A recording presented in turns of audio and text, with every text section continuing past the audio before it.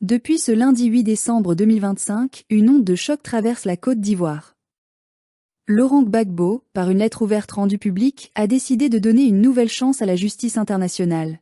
Une nouvelle chance au peuple ivoirien en demandant à son conseil, Maître Emmanuel Alty, de saisir à nouveau la CPI pour que les crimes liés à la rébellion de 2002 et à la crise post-électorale de 2010 à 2011 soient jugés. Ce geste marque bien plus qu'un acte juridique, c'est un cri d'alarme, un appel à la mémoire, une revendication de vérité et de dignité pour toutes les victimes, toutes les familles brisées, tous les disparus. C'est une injonction à ne plus taire l'impunité, à ne plus oublier.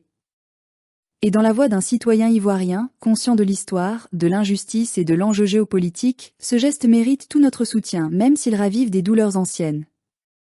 Car qu'est-ce que cela signifie, concrètement ? Que la tentative d'enfermer l'histoire, d'en finir avec le passé par l'oubli, ne passera plus. Que les pages noires de la rébellion, des violences, des exactions ne peuvent demeurer fermées tant que la justice n'aura pas parlé. Que les victimes méritent que leur souffrance soit reconnue, que leurs cris cessent d'être invisibles. Nous avons trop vu de pleurs étouffés, de familles en larmes, de cadavres sans nom, d'orphelins sans justice. Depuis 2002, la rébellion armée, les interventions étrangères, les jeux de pouvoir ont semé la désolation, la peur, la division.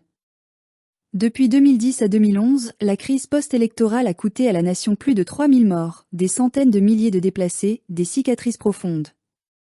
Et pourtant, souvent, les responsabilités ont été diluées, noyées dans un brouillard politique, des accords de paix superficiels, des promesses de réconciliation qui n'ont jamais vraiment réparé les torts.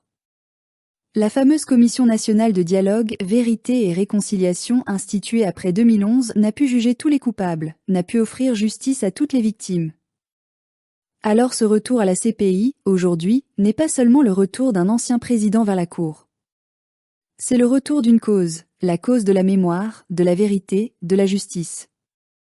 Et c'est un avertissement. Tant que ces blessures profondes ne seront pas ouvertes, le pays ne pourra guérir, le peuple ne pourra avancer.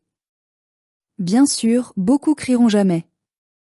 Jamais la CPI ne reviendra sur des dossiers clos, jamais les puissants ne seront jugés, jamais l'impunité ne sera brisée.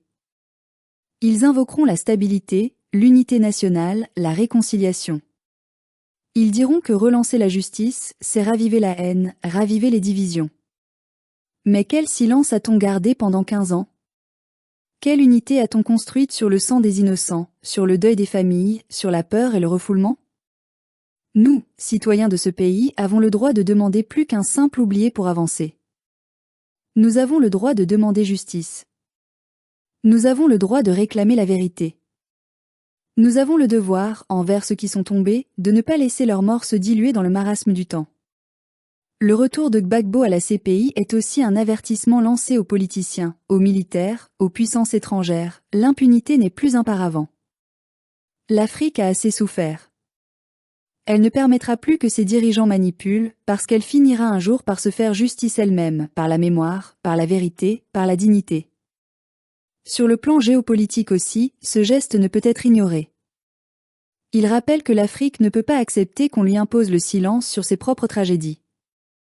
Que les interventions étrangères, les mercenaires, les manipulations de pouvoir ne resteront plus invisibles. Et que chaque crime, chaque trahison, chaque injustice sera un jour jugée ici ou ailleurs, parce que le monde change. L'équilibre mondial bouge, la voix des peuples augmente, la justice internationale ne sera plus un luxe, mais un droit. Mais attention, lancer la bataille judiciaire n'est qu'un premier pas. Le chemin sera long. Nous devons rester vigilants. Nous devons exiger transparence, preuves, témoignages.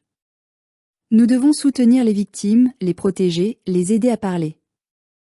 Nous devons refuser toute tentative de sabotage, de pression, de manipulation médiatique. Parce que ce combat n'est pas seulement pour 2025, 2026, il est pour le futur de la Côte d'Ivoire, pour nos enfants, pour notre dignité collective. Que Gbagbo, en relançant la CPI, ne soit ni un héros solitaire ni un mirage politique. Qu'il serve d'électrochoc, de réveil pour tous les conscients. Qu'il soit un pont entre le passé et le futur, un appel à la justice, un cri pour la dignité. Et nous, peuple ivoirien, ne baissons plus les yeux devant nos blessures. Nous les regardons, nous les nommons, nous les mettons au grand jour. Nous demandons que la vérité soit donnée, que les responsables soient connus, que les victimes soient reconnues. Oui, la bataille judiciaire que lance Gbagbo est un acte de courage. Et même si certains voudront le simplifier en manipulation politique, en stratégie de survie, même si certains voudront détourner le sens, le cœur de cette démarche reste noble. La justice pour les victimes, la vérité pour le pays, la dignité pour l'Afrique. Que la CPI saisisse cette demande. Qu'elle ouvre les dossiers. Qu'elle rende le verdict que l'histoire exige. Que la Côte d'Ivoire, enfin, puisse regarder vers l'avenir non plus dans l'ombre du mensonge, mais dans la lumière de la justice retrouvée. Nous marcherons avec elle, avec le poids de nos morts, mais avec la force de notre mémoire.